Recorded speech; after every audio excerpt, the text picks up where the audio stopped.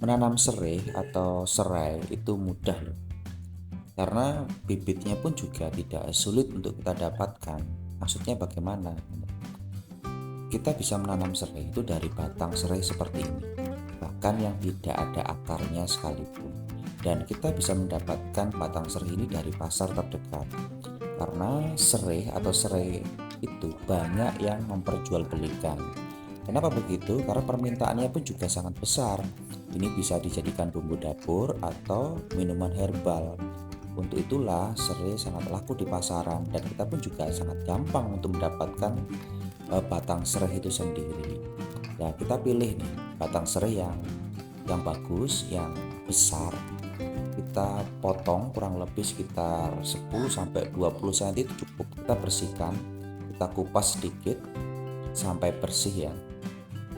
Lalu langkah pertama yang harus kita lakukan adalah ya kita bersihkan dulu lah, seperti ini contohnya. Kita bersihkan, benar-benar kita bersihkan, kita cuci, dan berikutnya kita persiapkan gelas plastik. Lalu kita rendam di air bersih ya. Kita rendam di air bersih seperti ini.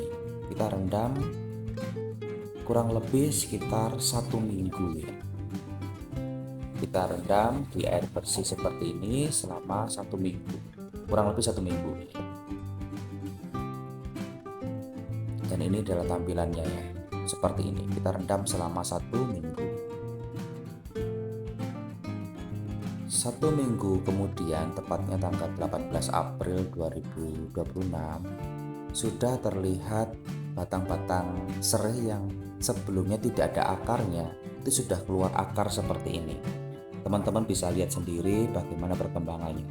Air ini saja sudah bisa menumbuhkan akar dari batang serai yang sebelumnya itu tanpa ada akar sama sekali. Jadi metode ini sangat praktis dan efisien sebelum kita menanam di lahan. Setelah itu kita tanam di lahan yang kita inginkan. Dan kebetulan karena keterbatasan lahan, jadi saya menanamnya di planter bag seperti ini. Kita tanam di planter bag 100 liter. Oke. Media tanamnya ya seperti kita menanam tanaman lainnya. Yang penting poros ya. Kita tanam seperti ini. Langkah selanjutnya kita akan rawat tanaman ini dan kita akan pantau terus perkembangannya, bagaimana pertumbuhan serai atau serai ini.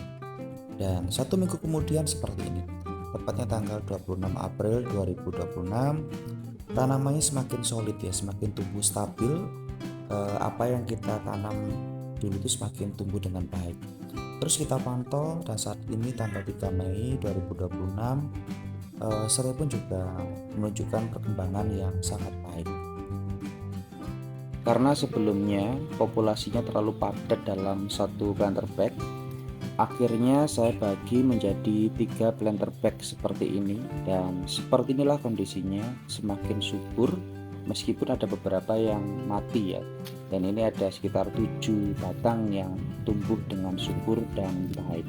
Terima kasih dan salam lestari.